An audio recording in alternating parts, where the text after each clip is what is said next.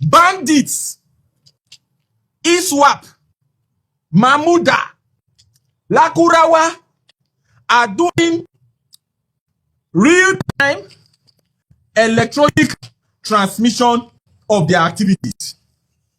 They are doing electronic transmission of their kidnap ransom.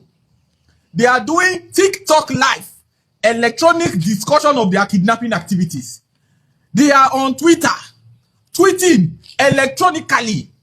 Government, they tell me that they cannot electronically transmit my vote from the polling unit to IREV.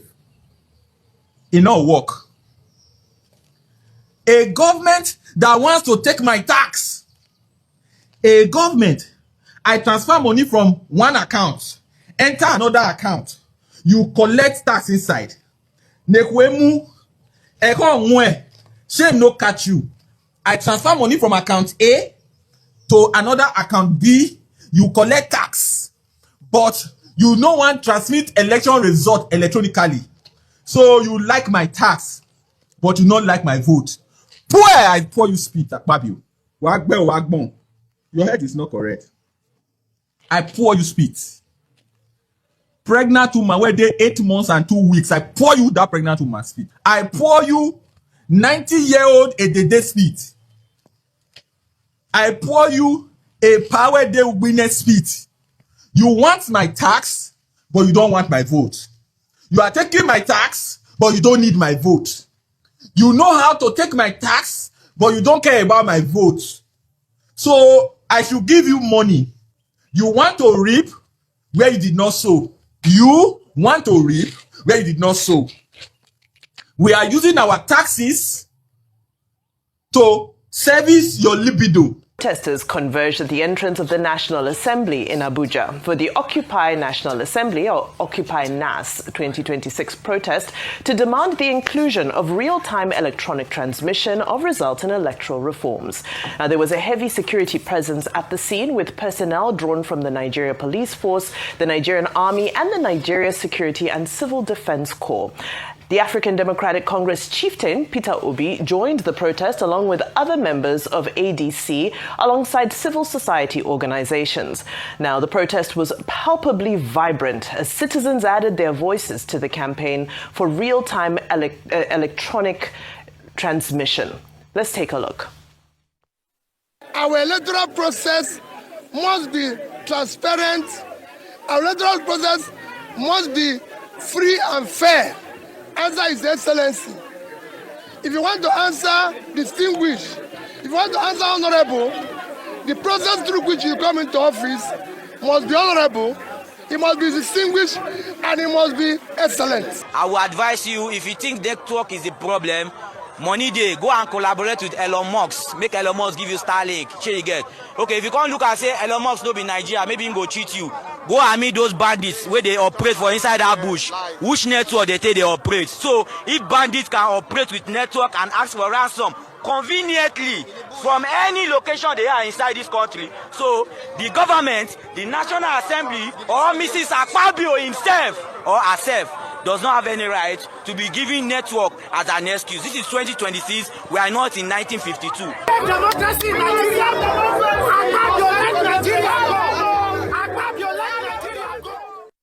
They even carried mattress to the protest ground. Well, during the protest, there were concerns that thugs were gathering to hijack the protest. And this video of Precious Oruche, better known as Mama P, confronting suspected thugs and instructing them to remove obedient t-shirts has gone viral. Give me my shirt! Give me! Give me the shirt! Don't tell me that! Give me the shirt! Give me! Oh! Give me! They will wear this thing now, go and cause fight. Okay. They will wear this thing now, go and fight. And they will say it's obedient. Hey! They will wear it now, go and cause fight. Go and fight, they will say it's obedient. Why don't you give them the chance? Why don't you give them the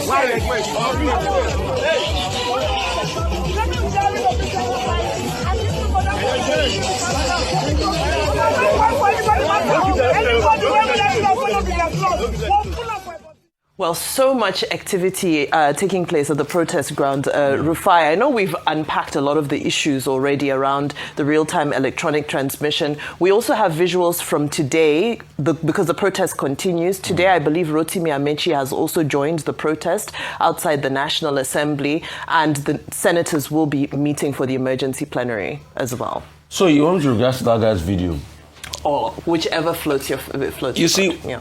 As sarcastic and interesting as what that guy said, he's actually correct. So for those that make the argument in the remotest areas, for the love of mercy, how do bandits share videos from the bush on TikTok and on Facebook? And the videos they share takes more than the 700 kilobytes you will need to be able to broadcast election results. And that's why he has been sarcastic, and it's an indictment to all of us. And it's just to make us look very logical. Those that make the argument that not every area has network. But bandits in the bush are sharing videos that are more than the 700 kilobytes you will need. So how do they do it? So it shows us that the argument falls flat on its feet. Secondly, I think I've raised most of the points. These politicians always have something. You Nigerians see. You might not have the money to pay consultants, but as we speak today, the politicians have paid consultants to be able to help them look through areas that will favor them. It is for you to be alert. Like I said, even if they agree and say, okay, let's do it, even when they sign it into law, I don't still trust them. There is no thing that will make me trust them in that Senate for anything. And that's why Nigerians should be alert. Even when they sign it into law, once they sign it, if they sign it into law, go back and check. They must have found a lacuna that will work in their favor. Nigeria will surprise you. Nigeria will humble you. Did Nigeria humble our very good friend Mike Igini that came to bet on the electoral process that said he was... Didn't Nigeria humble our very good friend that used to call APC's anti-rigging vaccine IREV? Till today, can they still come? Till Nigeria humbled, because while we were busy thinking we have gotten everything right, politicians were still looking for lacuna. So as we speak today, they are paying consultants. Okay. They are combing everything. Nigerians' eternal vigilance. People that are looking at you, you can never know what's on their mind because they are looking at you. You are not suspicious of them. Let's be suspicious of these politicians. And as we round up this issue, Ayo, I know earlier you'd made a point around the fact that there was relative safety. So we saw there were suspected thugs who were trying to hijack. But the point was made that so we can actually have protests that doesn't get hijacked by thugs. And where the security agents can be civil to the protesters.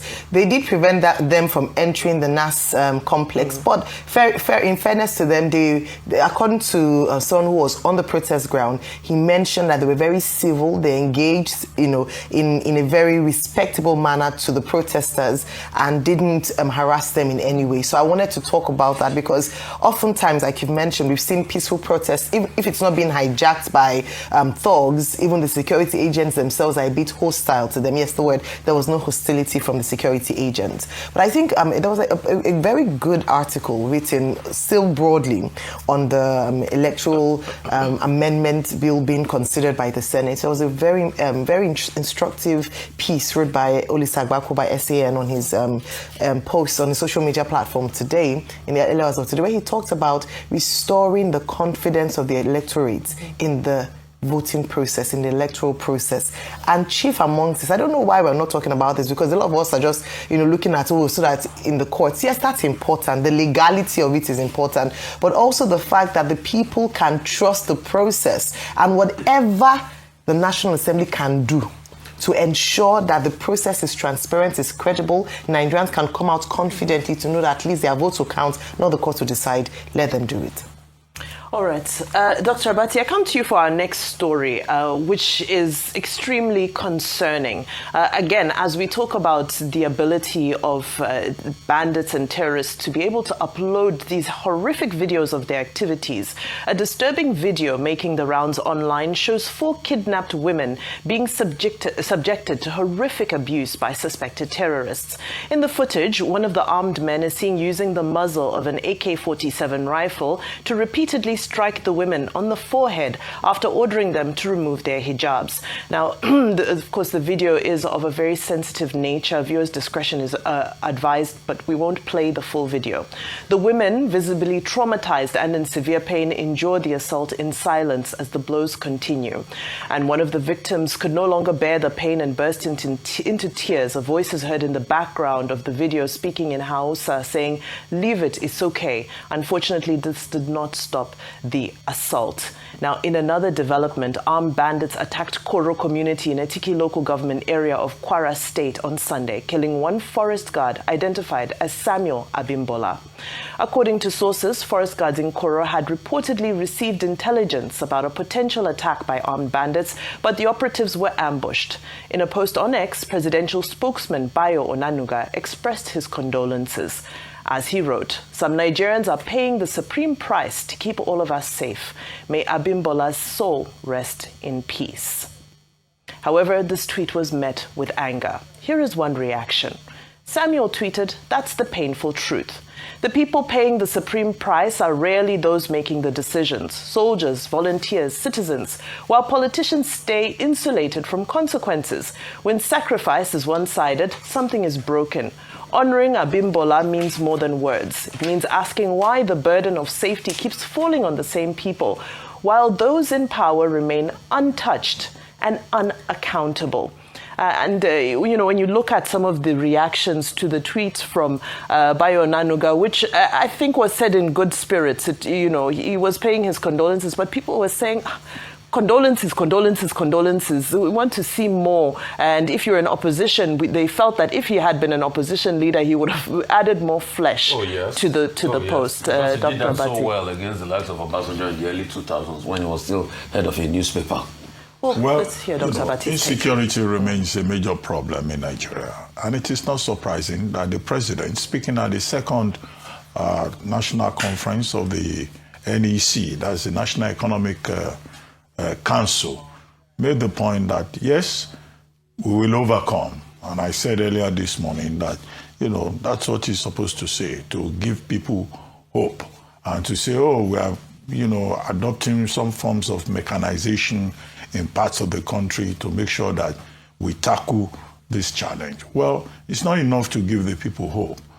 What is more important is for the people to begin to see concrete progress, particularly now that Nigeria is entering into partnerships, collaboration, cooperation with other countries, including the United States, including Turkey, and perhaps almost definitely, security cooperation will still come up when the president embarks on the state visit that has been announced to the United Kingdom in March.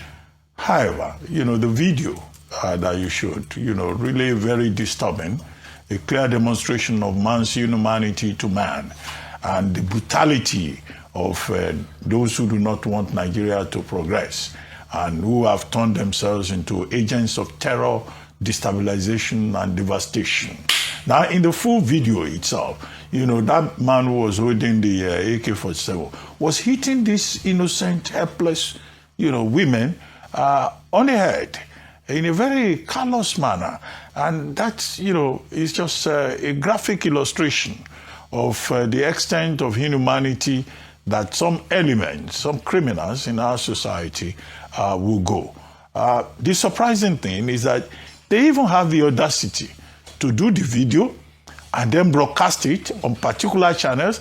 And some people will also take these videos and distribute. I thought in the age of AI and advanced technology, there's something about tracking the footprint of what is posted and, even trying to know the location.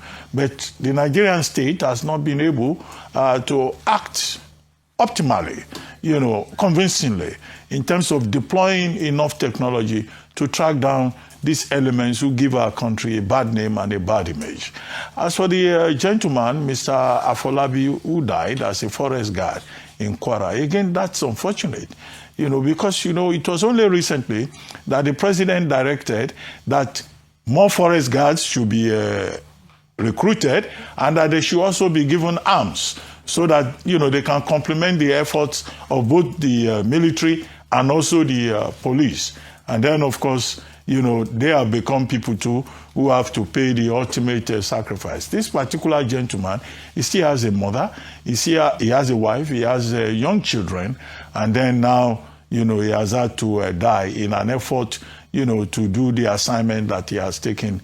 Well, I don't know this thing about the length of the press release, but the issue simply is that no Nigerian should lose his or her life or be subjected to any degree of inhumanity and indignity just because they are citizens and just because they live in this environment called Nigeria.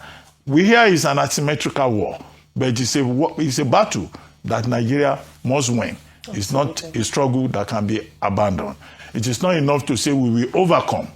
When the Nigerian people gain victory over criminal elements in this environment, we will see the evidence, and it will be the evidence of our eyes. Absolutely. Well, speaking of seeing the evidence of the win in the fight against insecurity, of course, the First Lady has come on the spotlight as the First Lady, Senator Oluremi Tinubu, has gone viral following an interview she granted to Fox News Digital whilst in the United States. In the video, she speaks on how she has gained global recognition. She also makes reference to American intervention in Nigeria's security issues as a blessing and dismissed heightened narratives around insecurity in Nigeria as pre-election rhetoric. Trump recognized me. Who would have thought that would happen, to even say the least? So when you look at that, you know, I'm getting global recognition in all of it, you know, despite, and that is what life is all about. If something is going to be good, it will come from, you know, the rebels, you know, and it starts like that. And then we have that attention, we have the conversation going, and we expect, you know, there will be more, you know, it's going to yield a better fruit for us. We live in Nigeria. We know that, you know, this is a democracy, and we are getting close to re-election, and there will be a lot of potholes of the beliefs they want the outside world to know.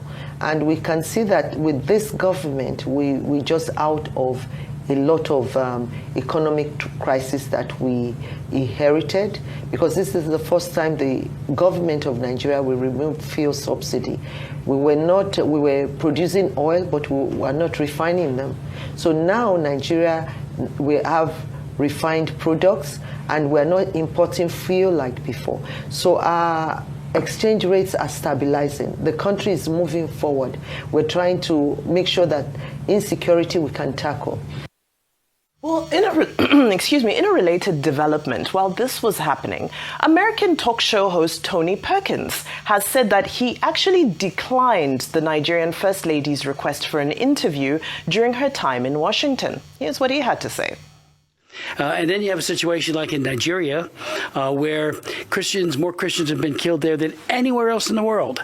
And you have a government in Nigeria that practices denial, a culture of denial. No, nothing to see here. They even hired DCI, a big firm here in DC. The First Lady was here. She was here this week, yeah. And in fact, they wanted to come on the program to talk about religious freedom. And I said, I'm not going to give them. I'm happy to meet with anybody. Same here. But I'm not going to give them a platform to cover up what they're doing in Nigeria. And that's just what it is, a mess.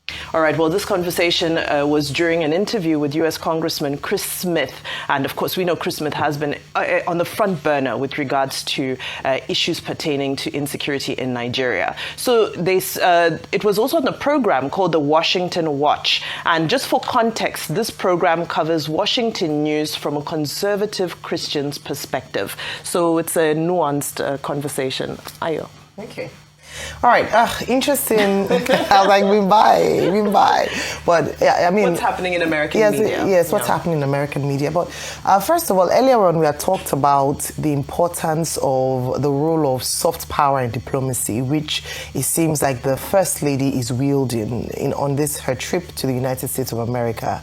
In fairness to her, she has spoken very well, and I wouldn't have expected her to say any differently. I don't expect her to say, "Well, things are really bad, save us." She's gone out to talk about the efforts and breaking it down with numbers, with figures, the efforts that her husband is making as president to fight terrorism and to downplay Christian genocide, saying that it is, it's across all religious sects. It is, in fact, almost politicizing it in some instance by saying that election is coming, and so the opposition is coming out with news around this. While I think it's important for Nigeria to have the right for people to have the right perspective about Nigeria, and brand and imaging is very important, especially as we interface with other countries in the world. I also believe that it's important to ensure that whilst we are coloring us out there, let us fix the real issues back home. We might not go on the global stage and talk about our problems. I always say that keep the family issues, keep family problems within the family. But it's important that while she's granting these interviews, that they're also working very hard to fight insecurity here in Nigeria, and doing it so in a way that Nigerians can feel the impact of it. I also asked the question earlier, and around the role of the First Lady, the fact that it's not in the Constitution, provided for in the Constitution. I say this because, and people say, oh, anybody can speak about Nigeria, but for there to be authority, there has to be an official spokesperson. We can't just run a nation anyhow. Anybody goes on an interview and speaks about the country. As a wife of the president, yes, she can speak about her husband's achievements, but speaking on behalf of the nation, there's no constitutional provision for that. So while she's, wielding soft power diplomacy, as we've seen in the instance of first ladies in other countries, especially in America, Eleanor Roosevelt, Hillary Clinton, they had limits to the extent of what they could speak about, especially when it had to do with real issues or core issues around insecurity, security, and foreign relations. I just wanted to put that point out there so that there's also structure and there's legality to what we're doing. She can speak about it, but in terms of the authority backing it, she's not constitutionally recognized. And so she can speak in her personal capacity as a Nigerian first, as for her husband. But but when it comes to limits, there also has to be limits because we have to do things properly. And very quickly, I know we need to move on to our next story. Rufai, these platforms, Fox News Digital, Washington Watch, are these the platforms you think Donald Trump pays attention to? Because we do know that Donald Trump has people in the media that he pays attention to. I mean, see, the booking was appalling. You see, I don't know, you people want to put gloss on everything. That's your own problem. Me, I'm a hard hitter. I was speaking the way. The booking was appalling. First President Lady of Nigeria can't even get on Hannity's show.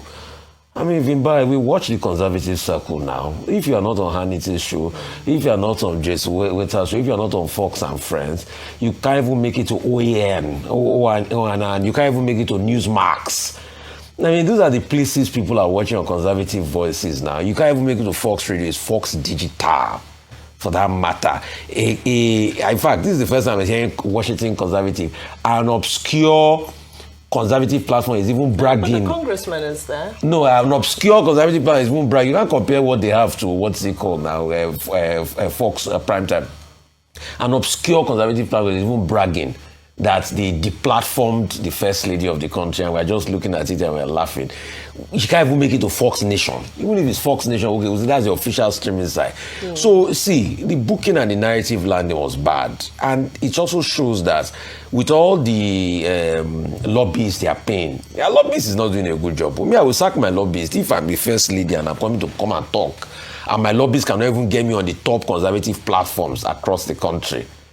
Then there's a problem. So I think they should go and look at this, their lobbyists they are paying again. But the part I agree is that let's not forget the most important thing. You see, you can go and talk from today till thy kingdom come in America and all of that about this. If it's not solving the killings at home, then look at the argument she's making. It's not only Christians, it's not only this, it's not only that. But people are dying. Yeah, that's it. That's just it. Yeah. People are dying in their numbers. Would you bring back their souls? Yeah. And as regards that forest guard, my commiserations to him, the question I want to ask is, hope there's insurance for his family. Because that would be a pity. So I want to know the insurance package for these forest guards. How much do they give to their family in the event where they lost their life? Because I don't want a case where his family will be thrown into chaos. Yeah, absolutely. Well, I think... Just two asides. Yes.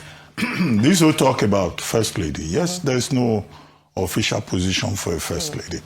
But what we are seeing on this trip, in the context of soft power diplomacy, is that Mrs. Remi Tinubu, apart from being a first lady, is first and foremost a citizen, and second, she's also recognized as a politician. She's been a ranking member of the Senate of the Federal Republic.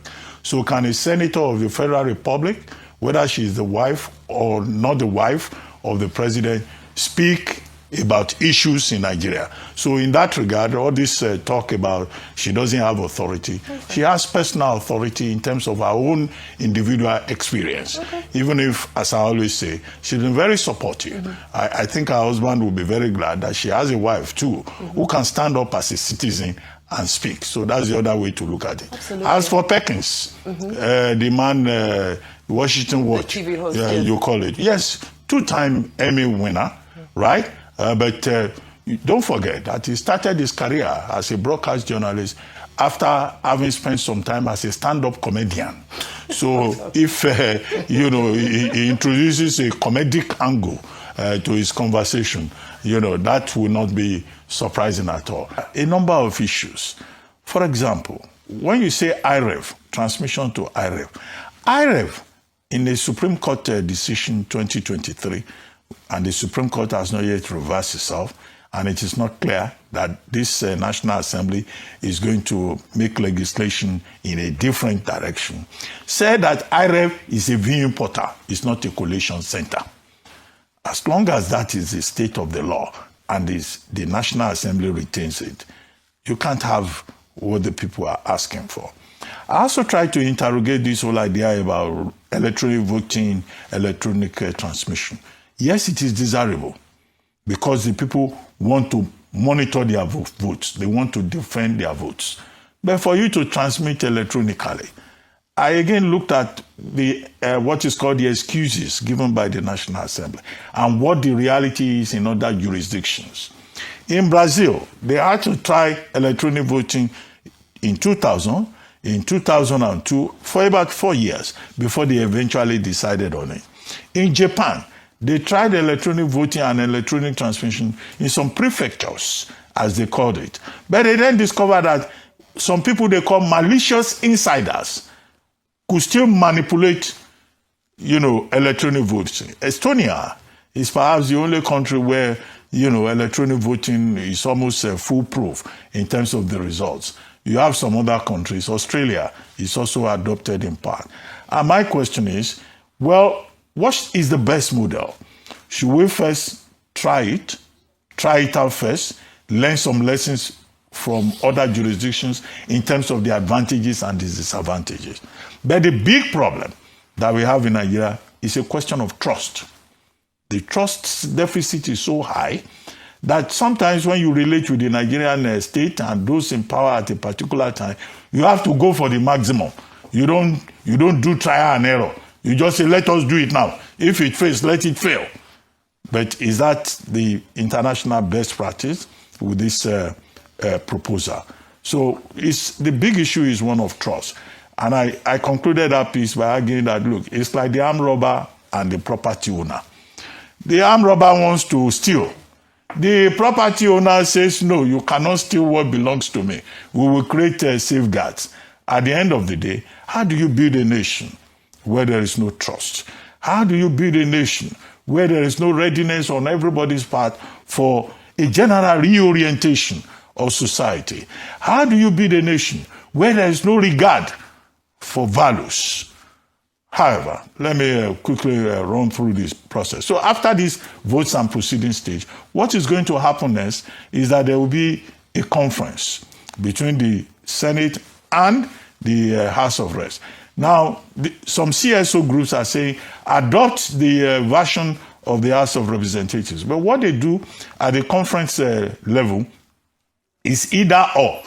It's not a lawmaking, kind of process. The Senate Electoral Committee, the House of Reps Electoral Committee, they will put their reports side by side, and then they just go clause by clause. They adopt this, they adopt that. We take the Senate version, we take the House of Reps version. So at the end of the day, as I've said, it's a very long conversation.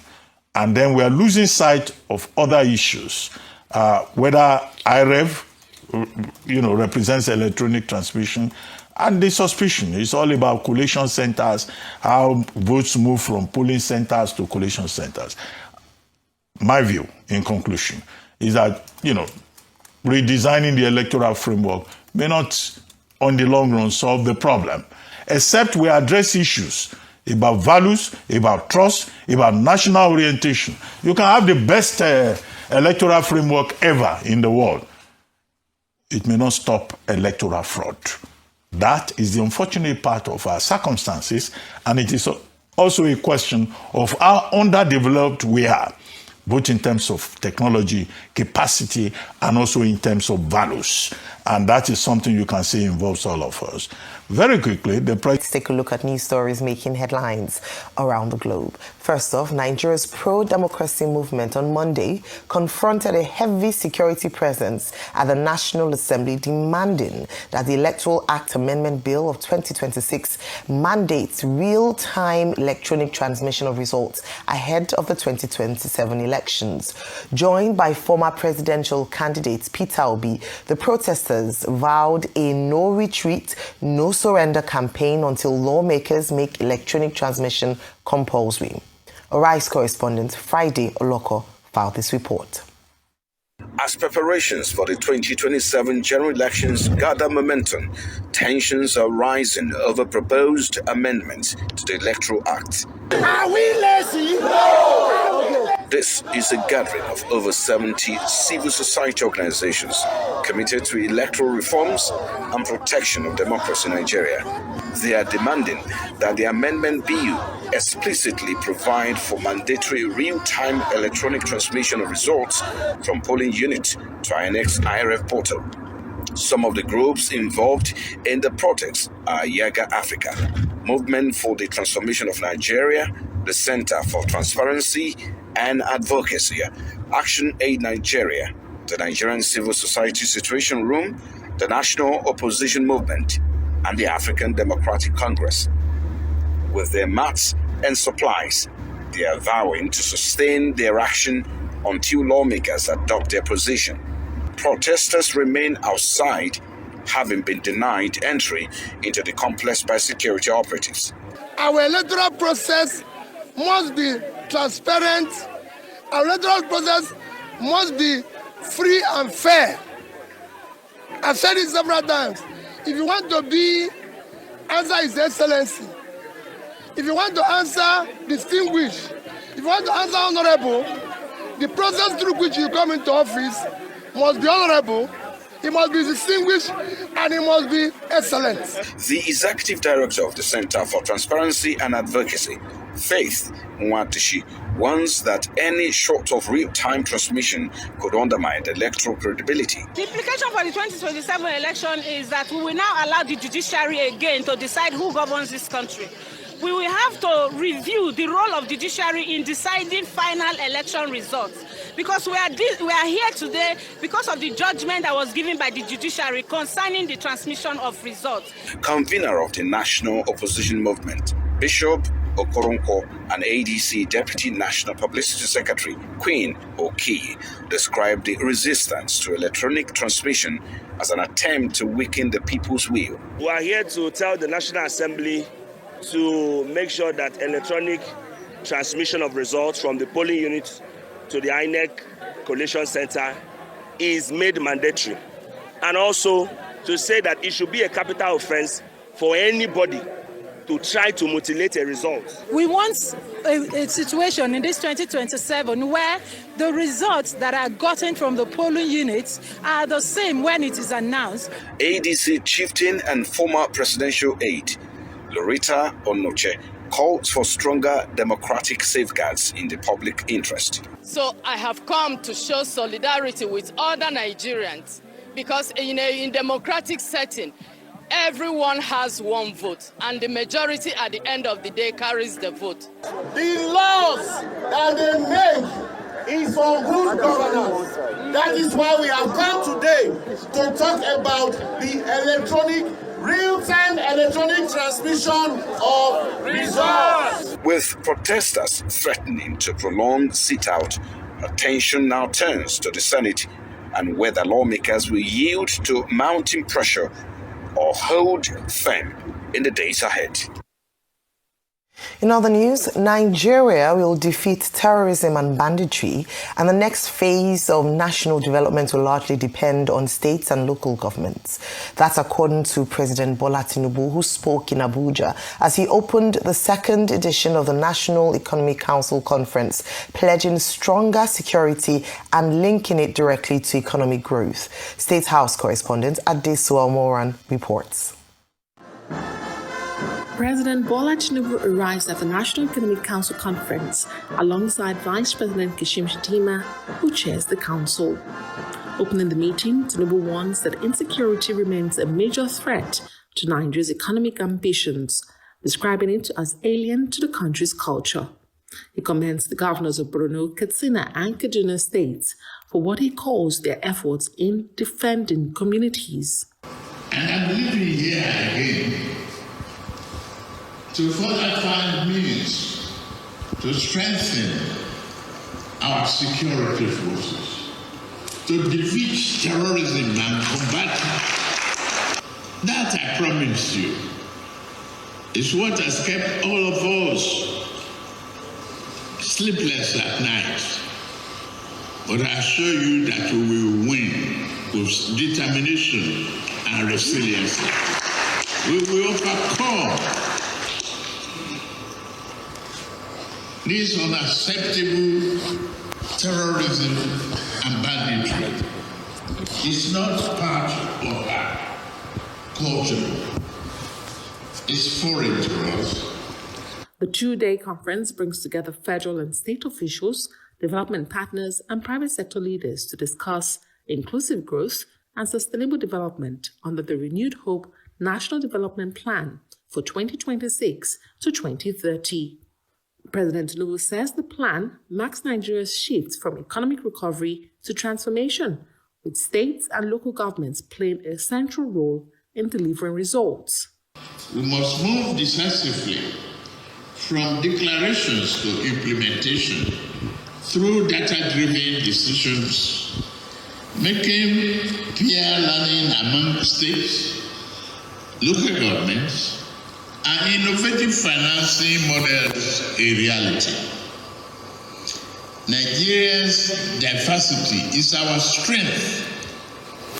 When state grows, Nigeria grows. When growth reaches the poorest household, national stability is strengthened.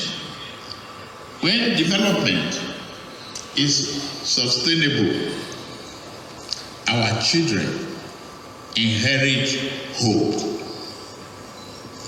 The task before us is demanding, but the opportunity is historic.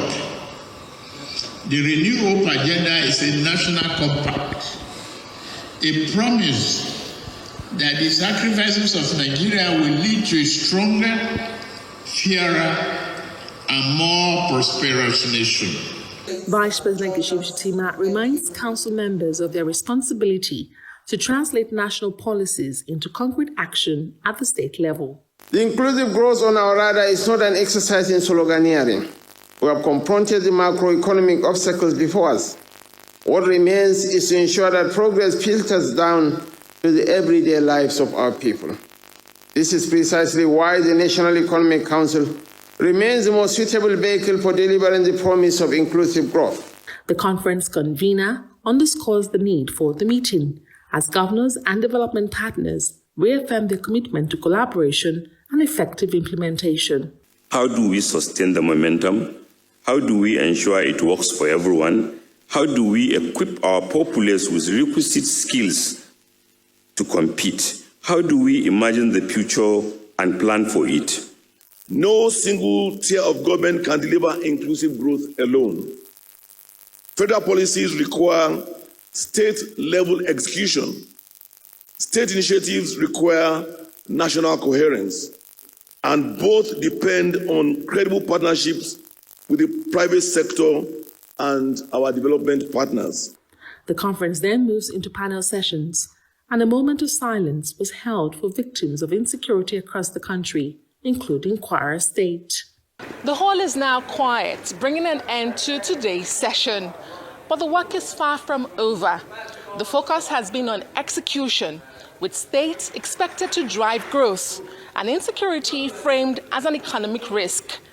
How quickly the consensus moves to implementation is the question here, as the conference moves to its second day on Tuesday.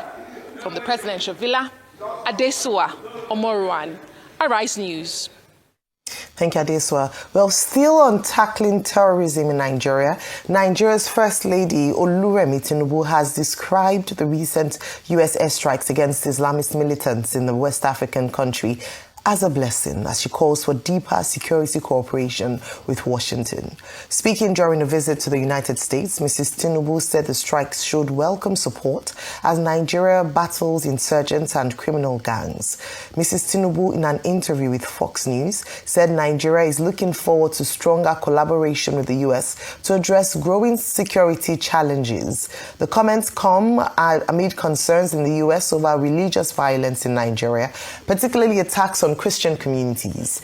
Mrs. Tinubu added that the violence affects both Christians and Muslims, stressing that insecurity cuts across regions and religious lines.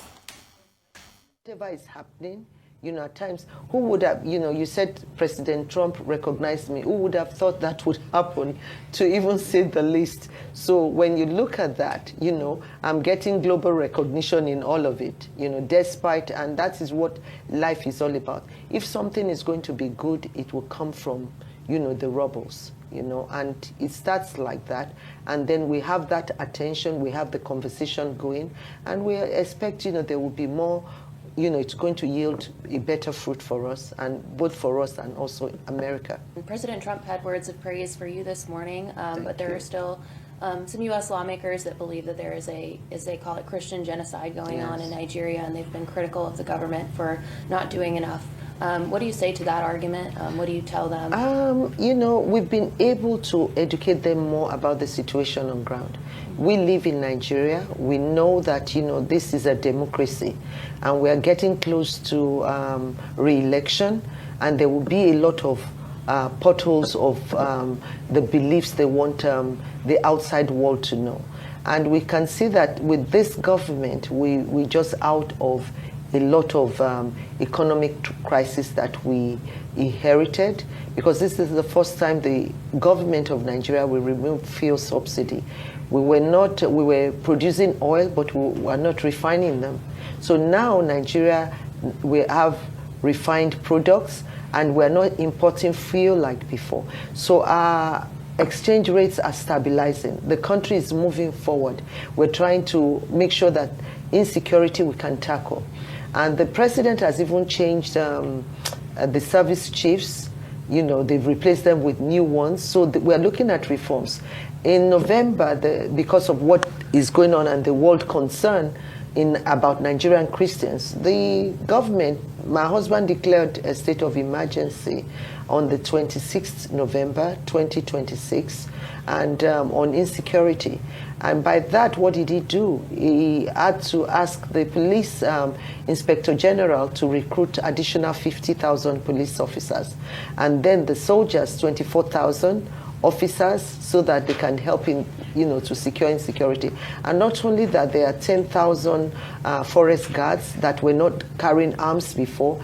It said they should be armed so that they can secure the forest where all those terrorist groups, take hiding, and so that, and also the bandits and people that are, killing for ransom or asking people, kidnapping for ransom rather.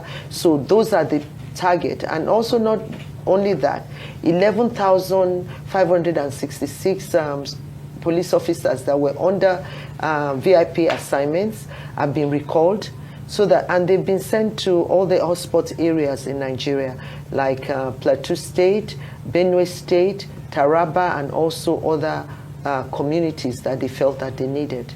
So, and that's what, has been happening. So we hear what the world is saying. We are concerned about our people's safety. Nigeria is a country that, encourages freedom of religion, and which is entrenched in our constitution. And we're trying to make sure that even investors, when they come to Nigeria, because our, economic growth is rising steadily, and then we want to make sure that, we can do that. And there's so much work to be done. So we are not ready to blame past administration, because when Nigeria was in the boom age, we didn't really invest well. So, and this is what, we've inherited now. We have to see what to do, and we have to partner with other countries who mean well for Nigeria, and, and those who can help us, making sure that our insecurity situation is dealt with. All right, moving on. The governor of the Central Bank of Nigeria, CBN, Mr. Olayemi Cardozo, yesterday said the Apex Bank's reforms introduced on his assumption of office have established economic stability. This is as Minister of Budget and Economic Planning, Senator Abubakar Bagudu, hailed President Bola Tinubu for implementing reforms that have aided economic transformation as well as improved the fiscal condition of states and local governments. The minister also commended the president for his contributions to strengthening federalism, noting that a more united federation is gathered here because of the choices you made, in his words. Also, Minister of State for Finance, Dr. Doris Uzoka Anite, said the country required 10% annual growth rate over the next decade to actualize its aspiration for a $1 trillion economy. The trio spoke at the opening of the second National Economic Council Conference with the theme Delivering Inclusive Growth and Sustainable Development, the Renewed Hope National Development Plan in Abuja. Cardozo said a $3.42 billion balance of payment surplus recorded in the third quarter of 2025 represented a significant improvement, while inflation has moderated significantly to 15.15%. He said the banking sector remains sound, while external reserves were grown to $49 billion as of February 5, 2026. All right, Rufai, this morning, a number of stories. Of course, chief amongst still very much a hot topic is the electoral amendment bill being considered by the Senate, and today there's that emergency meeting convened by the Senate President himself. Also talks around insecurity. The National Economic Council Conference, second edition, is going on. We also had the opportunity to hear updates on the position or the state of the economy from key financial ministers in this in the President's cabinet. Your take on these stories? Okay, a couple of things. Number one, I think the arguments are clear enough as we speak today that the way to go is electronic transmission. Let me nail the last arguments. I've been making a series of arguments since yesterday.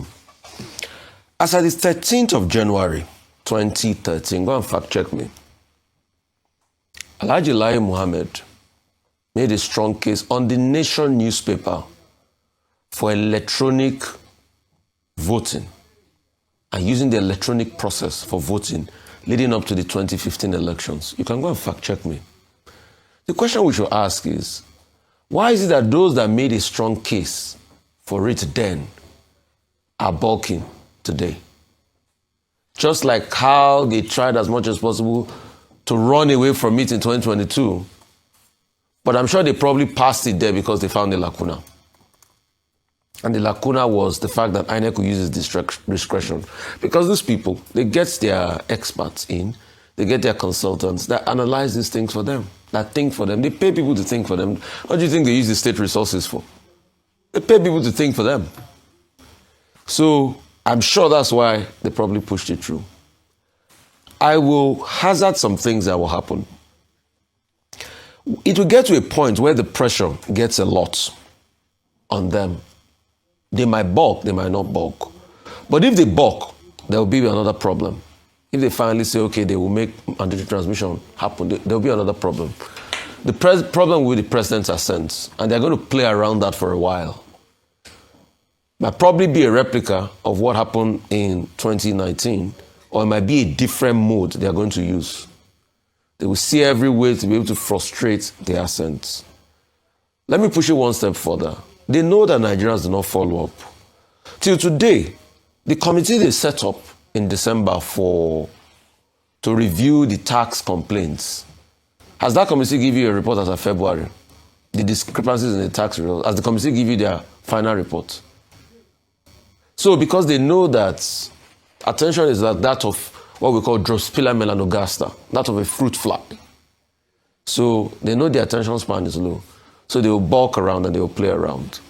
So I see that scenario also playing out. It will be incumbent on them if they, they finally get it signed by the president.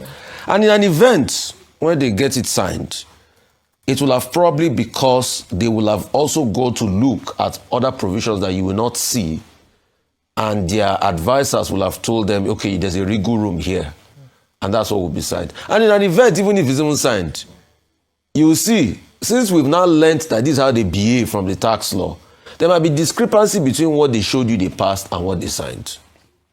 I don't trust them in any shape or form. Nigerians, you are in for a long ride. Eternal vigilance is the way. I've given you 3 scenarios. One is either they rigmarole around it, the president rigmarole around it, they don't sign it into law. If they sign it, there's a problem. Because when they sign it, what they assent to, what they conclude, what they harmonize might be different from what they will sign. And even if that happens, if there's a matching in there, it must have been that they might have gone to look at other provisions that is embedded in there, because I was seeing part of the document. Yes, it's about 300 and something pages. They know that people will not be able to skim through all of those 300 and something pages, so they will hide it. President Tinubu is saying insecurity is giving Nigerians sleepless nights. He's wrong. Insecurity is killing Nigerians. It killed over 200 people in Kwara. How are we going to wake up those people? Should be somebody that's alive, that can sleep, have sleepless night and wake up. Somebody that is dead is gone forever. So when Mrs. Tinubu was also going to speak in America, what we are just begging both of them is end insecurity. You are the one that is the commander-in-chief. If you were not commander-in-chief, I will never bother you one day. All of this I'm saying today is because President Tinubu is president. The moment he ceases to be president, the person that becomes president after him is my concern. Because for me, I want this country to be good. So they should look for ways to fix insecurity. The airstrike is a blessing. You can say any platitudes you want to say in America. Have we stopped the killing? No. As long as we have not stopped the killing, we have not started. Thank you. Dr. Batin. Okay, let me start with the Senate. The Senate had been on a 2-week recess. Now it's reconvening today as a matter of urgency to address what Senate President Godswill Akpabio had described as, votes and proceeding stage. Now, on February 4, that was last week, the same Senate voted on the issues, clause by clause, based on recommendations from the Senate Electoral Matters Committee. A number of issues, critical ones that are there, about the rights of persons in correctional centers to vote, about reduction of the time when INEC announces the election timetable, about funding, early funding for INEC to process the elections, a number of other issues. But at the end of the day, the only issue that Nigerians are discussing is this idea of mandatory real-time electronic transmission of results. And all the other details have been lost in translation. My fear is that this conversation is going to be very long indeed, because there are other amendments that Nigerians will be interested in. But the issue now is about mandatory real-time electronic transmission. And the argument over the adoption by the Senate of Section 60, Sub 5 in the Electoral Act 2022. Now, the Senate President himself has said, we did not jettison electronic transmission. After all, it's in the guidelines for INEC. And also, the INEC chairman also has said, electronic transmission is still part of the program. And we're deploying technology. And BVAS, he quoted, is a game changer and all of that. But Nigerians, civil society groups, a whole range, political party leaders, the opposition generally are now saying that, look, what we want is the version that was passed by the House of Representatives, which talks about real-time mandatory electronic transmission. Now, today, it will be interesting as the Senate takes its votes and proceedings process, which is actually the point at which the bill is passed after the vote. That's what I imagine they will do today, relying on what Senator Akpabio said over the weekend. That, you know, they will take along some of these concerns and try to see how they meet Nigerians halfway. Will a real-time transmission be possible? Should they be made mandatory? Now, I argued in my back page column in this day newspaper today that there are... This same Akpabio and Tajuddin that provided funding and the roadmap for all these exercises. The Akpabio and the Speaker provided us funding to visit all the 6 geopolitical zones and spend at least 7 days there collecting results. And then we came back to Abuja, had a retreat in everything that we collected. For 3 weeks, we were studying all the submissions. We went to Lagos to finalize this arrangement. And in every step we have taken, INEC is involved, civil organizations are involved, international civil liberties are involved, Nigerian bar associations are involved, women groups are involved. And the issue of that e-transmission was an issue that is bipartisan in nature. You have submissions from Lagos, APC, agreed. We have submission from Delta, agreed. We have submission from Ikiti, agreed. We have submission from Kanu, from Katsina, from Bauchi, from Maiduguri, from Adamawa, all in totality, agreeing with the e-transmission real time. Is it in the plenary? No. During the public hearing. During the public hearing. And when we now finalize, we went to Lagos and asked INEC to come. In every proceedings after the public hearing, INEC had representation there in every matter. And we visited every location in this country.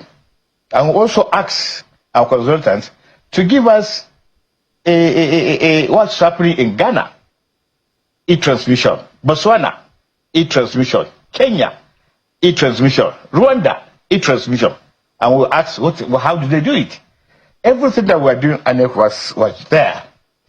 Civil organizations were there. Nigerian bar associations were there. And we guided, we look at the angles, and then we finish everything by the end of October. When we went on this recess, House came back because the position of the House and that of the Senate is one and the same thing. And that when the House came and passed their own, we said, okay, and there was an outrage by Nigerians that maybe Senate wanted to delay, whatever reason. We now said, okay, we wanted as committee members to inform Nigerians, to inform our colleagues who are not a party to being committee members, the reason for putting those clauses in the draft bill. And that's what we did. We took 2 days, had an executive session, and we acquainted every member that was present as to the necessity and the importance of each clause that we brought from the general public. And we agreed these are things that we are going to now take to Committee of the Whole, which is the final arbiter in agreement to these things. Then all of a sudden, we found some members, some of our colleagues, who were not a party to the executive session for the first time, for the second time, coming to Committee of the Whole to now raise questions that ab initio we had dealt with in an executive session. And that's why it saddens us that as committee members, we should have been called to clarify each position. And you keep wondering, what is the problem of this e-transmission? There is almost a unanimity from the data we collected. So, Senator, apologies, let me quickly cut in. So that Nigerians will understand. There are those who have been questioning the reason behind the executive session.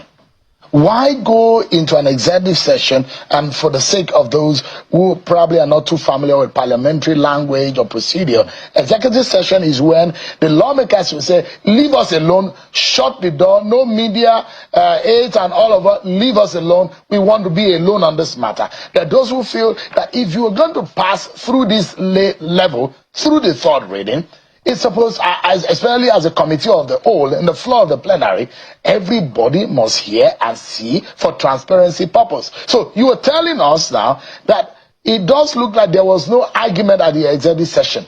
Were there arguments? There were explanations. Okay.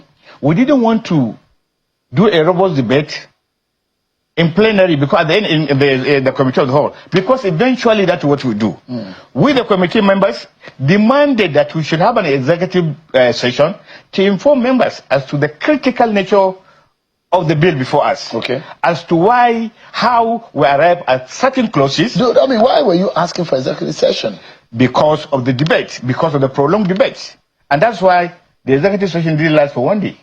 It lasted for 2 days. We started the executive session on the first day from 3 to 6:30. So you were disagreeing. It was a tough one. It was a very tough back one. And forth over this e-transmission. Exactly. Not so many. There are so many. There are so many critical areas. Timelines, powers of. Even an ad hoc committee was created to look at these areas from the legal perspective, from the political perspective, and we arrived at what we arrived.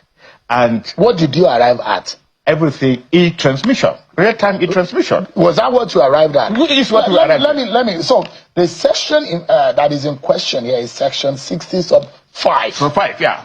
Section 60 sub 5 in the existing law as it is reads: the presiding officer shall transfer the result, including total number of accredited voters and the result of the ballot, in a manner as prescribed by the commission. So two things: transfer, that's what the law says as of now, and gives the power and the prerogative to INEC to determine how he does it. There is no calculation of electronic or manual, but it does talk about manual though. 60 sub 3 says the presiding officer shall give to the polling agent and the police officer, where available, a copy each of the completed forms after it has been duly signed as provided under subsection 2, meaning that there is an evidence, or there is a copy of what is being taken to collation will be given to agents and police officer as evidence. But what we are now getting in subsection 3 and subsection 5 in the amendment is that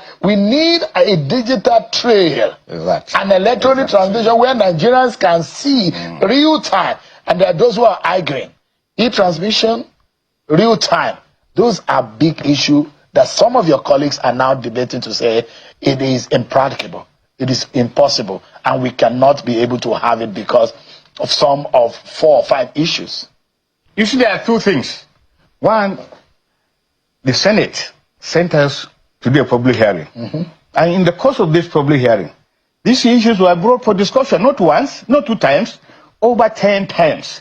And it was the Nigerian Bar Association that made that submission. That this 60 sub 3 is injurious to the parliament, to the electoral act, because they made reference to the statement of in the Supreme Court. So it is not viable. It is ambiguous. It is not something that the lawmaker should have passed ab initio, and therefore we ask them, give us an indication, give us what is supposed to be legal. And they provided this. Even after they provided this particular clause, we now subjected it to debate with INEC, to debate among members of the committee, both houses, and we agree this is a clause that will take for submission. These members are arguing. We're not in the executive session in the first place or in the second place. And they would have known this was the reason why this particular clause is in place. And we made some research.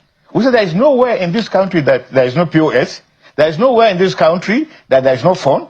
And POS is working in all the villages that you visited. So if we can have POS and we can have phone, why wouldn't? And I feel really sad. If a politician is really serious about himself, this is something that he should be glad that is in the law, because it doesn't offend anybody.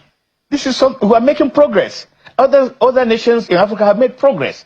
And even the Senate President, many times, that we must make progress. So let's look at a few of the issues, Senator.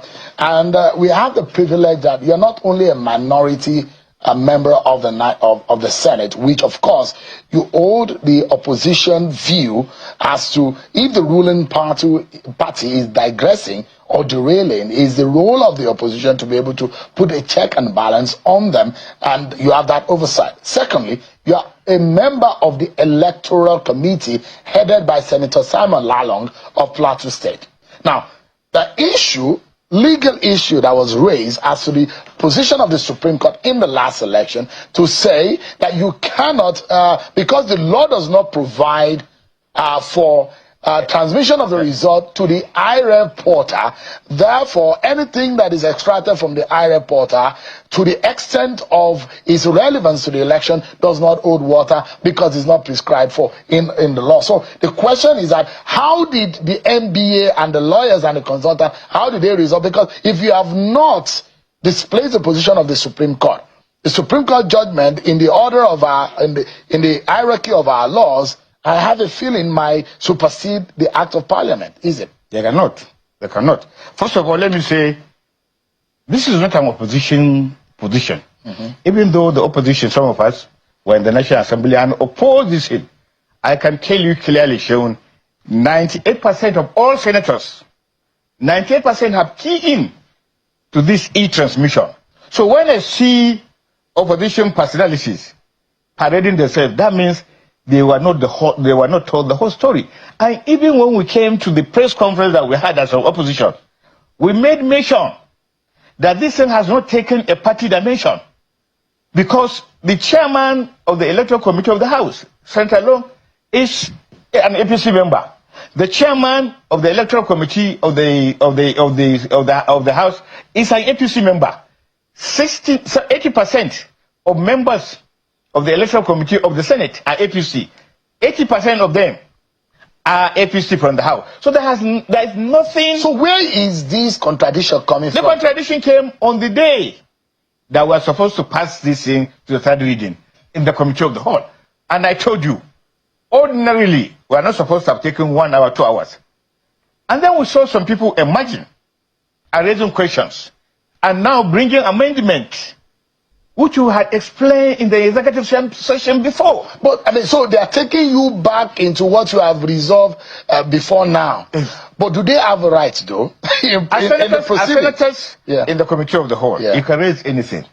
But because of the sensitivity of this particular project, and that's why we went into the executive session, and we have informed our colleagues. I told them that this is a Nigerian project, that nobody should be teleguided from outside. The people who may be teleguiding you on the day of the election, you find that you are on your own. I was a house leader, I was a senate leader.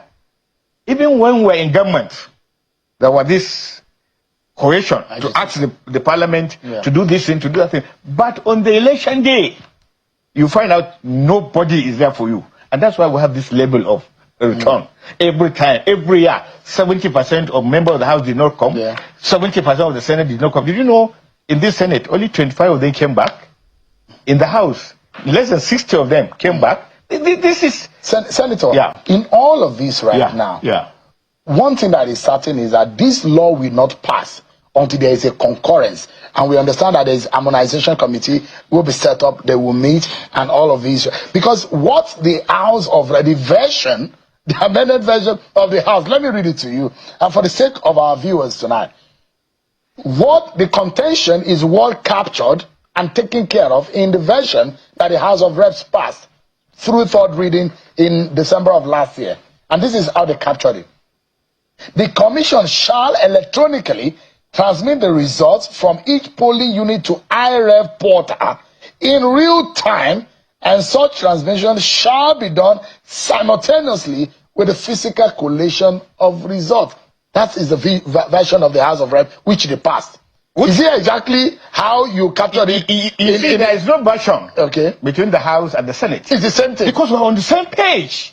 Every clause, every sentence was agreed upon before we submit it. But The only difference is that they submitted their report before us. But now, what some of your colleagues are now arguing is that, one, you cannot guarantee real time, you cannot do it simultaneously, there cannot be e-transmission.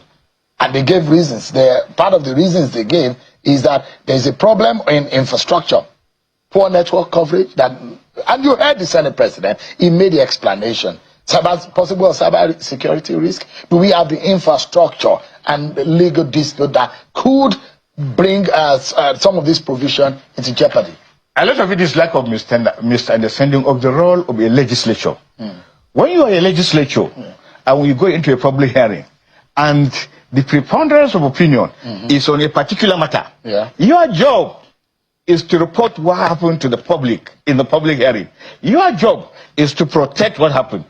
Your job is to explain to your colleagues what happened and why this particular clause is there. The Senate President can say, this is a personal opinion. The public wanted us to do this. Showing we are not there on our own. We are elected by people. And the people said, this is what we want. Those who are going to implement these things, are they the legislators? No, it's INEC. Was INEC not there? Was some of these questions not raised? Was a reply was made?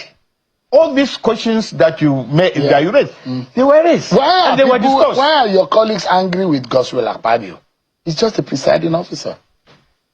Probably they're angry because we discussed a matter and allowed other to reopen it. Probably that is the reason. But kudos must be given to him for making sure that this electoral committee was formed and went to work in good time. In good time. I have never been in a committee that sat and do diligent job like this electoral committee because he funded it. And we made a progress report and he was asking this. So, Senator, tomorrow there is an emergency plenary. I'm very sure that you traveled and you came back hurriedly because I came back here of this. What do you think will happen tomorrow? I have no idea of... one thing that is very important is that the boards and proceedings has not yet been captured. So tomorrow we need to look at the boards and proceedings. We need to look at what has the boards and proceedings captured. Is it transfer? Because there was a motion for amendment by Monguno, and then question was put. Who had the question? Why was the question raised? What was it discussed? Because it is important that when you bring a motion on something that you have no idea of. One of the reasons why maybe people are not comfortable, are not so happy, is that the Senate President should have asked us as committee. No. Asked us as committee. There is a chairman of the committee. There are members of the committee, senior legislators. Educate us on this matter. Alero, Yahaya, please educate us on this issue that this Monguna has raised. Transfer. What is the implication? Senator, tomorrow, one will expect that procedurally, that the Senate President will put it to vote, right? The motion, and we might be able to eventually put the third reading to bed. Is that what we could expect? Because he said that vote and proceeding have not been adopted yet. So it is not dead. This phase of the procedure is not over yet. Exactly, it is not over. So what we expect tomorrow, for example, is we see the Senate President put clause by clause to vote. Is that it? Yes. I'm here and I'm telling you with all sense of responsibility that this is not a party thing. It has never been seen as a party thing. Up to the moment we went into committee of the whole. If tomorrow the Senate President decides to say, is it transfer or transmission, and the government will sit on transfer, they have their way. They have two-thirds majority. So that's a case of minority may have their say, majority will have their way. But is it possible, and we're pleading, if that vote will be put up tomorrow, let us know who, if Ningi says transfer, let us know. If it's Akpabio says transmission, let us know. Let every senator bear his own father's name and let us know who is voting for who. Is it possible that we can have that scenario? I think it's possible. It depends on the presiding officer because the law, our law provides that. You can stand up and say, I Ningi I accept e-transmission real time. I sit down. It's recorded. Every other senator. And that is the only way. We need to be able to. I think that is one thing Nigerians should be asking for tomorrow. That if and when the vote and proceedings are going to be adopted, let us know how lawmakers, by constituency, how they voted and how that their votes are being captured, so that we'll be able to know. And Nigerians will be able to know who did what and who said what. And the question will be asked right here, fundamentally, before I allow you to go, Senator, is that there are those who said, there are drop calls in some part of the country, even though the networks sometimes are very terrible, but in the nook and crannies of this country, POS machine work there. Exactly. But it fails in some places. But there's an agency, I can tell you, who have come before us and said they have covered Nigeria, that they can provide services every part of the country. So why don't we adopt Why don't we adopt it? We're moving forward. So have you seen Society of Engineers' position on this matter? Not yet. Captured it, I will send it to you. You need to see their position. Maybe it will also inform the votes and proceedings tomorrow when some of you in the committee educate your colleagues tomorrow. Yeah, you know, before I go, I feel so sad and outraged myself when I see the condemnation across this country, condemning the Senate in its entirety. And that's why for us, we need to tell the story. It's not everybody that is in court with this transfer. And I can tell you 98% of the senators are in agreement with the submission made by the House. So guys, let me quickly give you an update of what is happening on the National Assembly. Senator, a headline here says Senator Nnamdi Abaribe calls for individual votes in during Senate emergency plenary session, citing Senate rules which state that any senator may challenge the opinion of the president or chairman by claiming a division. So I think Abaribe is the only person who is standing up to these people.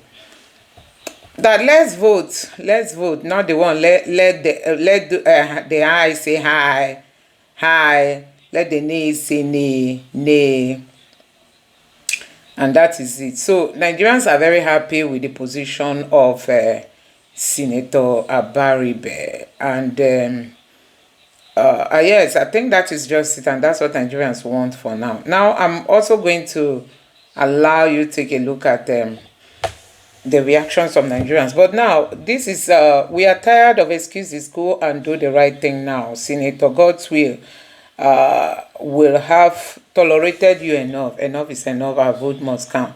Senator, Senator God's will Akpabio, Nigerians have tolerated you enough. That's what they are saying. Go and do the needful. It's not difficult. We've tolerated you enough. So guys, these are what Nigerians are saying. There's another headline here saying here the victims in Wuru community Kwara. Most of our media have been silent on reporting from third-party sources or reporting from third-party sources. So guys, the burning was huge. Hey, Boko Haram really dealt with this community. I mean, Boko Haram really dealt with this community. At the National Assembly, everybody joined me there. Zubi, Michael, wow, this is nice. Some of our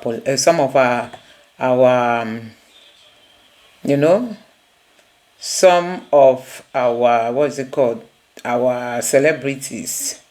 They said they are coming, and this is really, really so good to see the way people are embracing this call for transmission of election electronically. This person, the Naira is falling, taxes are rising. Arewa declared during their protest against National Assembly over the real-time transmission. Okay, Arewa youths also join their own protest. So I didn't even know they joined, Arewa youth protest against Tinubu. Now, there are a lot of headlines here that has to do with Senator Abaribe Abia South has moved a motion that senators should vote individually on the issue of mandatory electronic transmission of election. Abaribe want make Nigeria identify those enemies, honestly.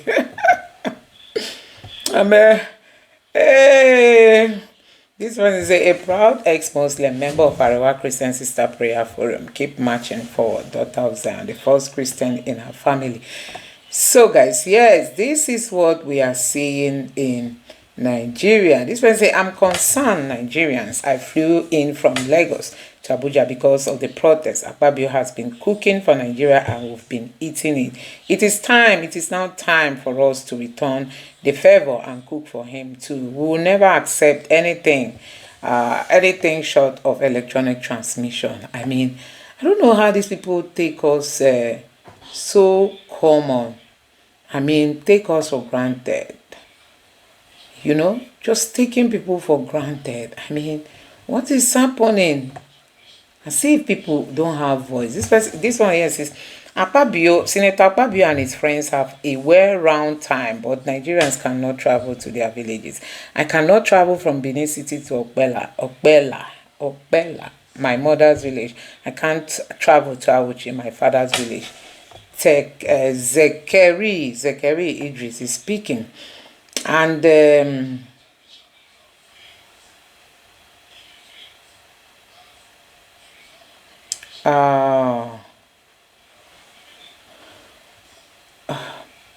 after the attack on Wuru community, our correspondent, the only Christian present, offered prayer at the graveside for the departed Christian. The only Christian present, God. So they just killed everybody.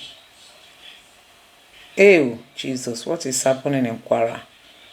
If they want to Islamize, they should do it gradually. You must not slay people to take over. We must fix this issue of election. So I'm just reading out some of the headlines because the confidence of every corrupt politician is in a rigged electoral process. I mean, these things are so powerful. What Nigerians are saying are so powerful, honestly. You know, these people cannot escape. The anger of the people is real. I mean, the anger of Nigerians is real. And that's why people are like, no, we've had enough. Shore was saying that if Akpabio and Oshomole have enough, what is it called again? A kind of internet to do all the runs they run. You know, how much more Christians? This person, I've never witnessed more passionate romantic energy than the one between Nigerians and chains. Stuff of legend. Anyway, this person say has never witnessed a more passionate romantic energy than the one between Nigerians and chains. That means Nigerians and bondage.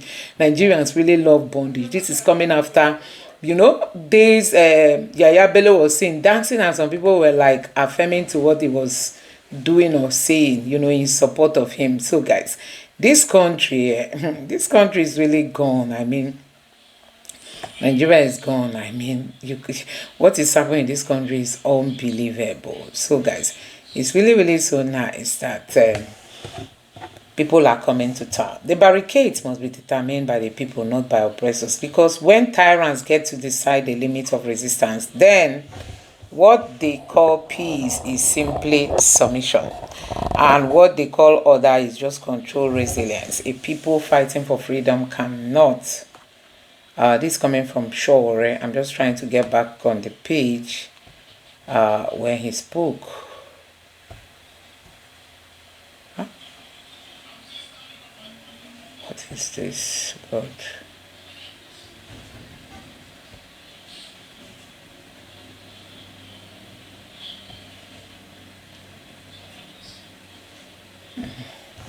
So guys, you can see what's currently happening in Nigeria. People are tired of the kind of people they call leaders in this country. They have messed up the whole place and they are not even ashamed of themselves. The protest continues today till we achieve the desired outcome. And I think Nigerians really need to embark on real time, as in this protest shouldn't even end anytime soon, because we've had enough from this. Do I call them leaders? Let me just call them leaders for calling sake. But a situation where they don't care about the people, that is the most painful part of it. I mean, that is the most painful part. Anyway, guys, let's see how all this go in these few days. Let me just say in this week, let's see if the protest is going to continue. Are Nigerians going to come back, or are they going to sit back because I mean, nothing is happening? That is the question. Anyway, guys, I'm going to read out the reactions coming from Nigerians after Abaribe demanded for individual votes. You know, this person, we must hold this Senate accountable. We must make sure that our demands are met, and we must not relent. You know, Nigerians are saying the Muslim. Mrs. Devil's Will Akpabio and his criminal cohort must pass this bill. You must pass the bill. And make the votes public so we know the senator sabotaging Nigeria democracy. Wow. And this person, Senator Abaribe, said enough of this A and nay nonsense. And the chamber went quiet. Transparency too hard for people be. Let the names show. So Akpabio is saying, let the nay say nay, let the nay say nay, that they don't want it again. The Senate amend clause 60 of Electoral Act to require the presiding officer at each polling unit to electronically transmit election result to the IREF portal. However, if electronic transmission fails due to communication network issues, the manual result sheet, that is bullshit. This is not what we want, you know. They still want, then everybody will say that a network issue everywhere. We had gone beyond the nonsense of A and nays. The chamber is equipped with facilities for individuals voting. They should use it, except they are also afraid of transparency like the president. So these are Nigerians speaking. Let me know your thought on this in the comment section below. Thank you.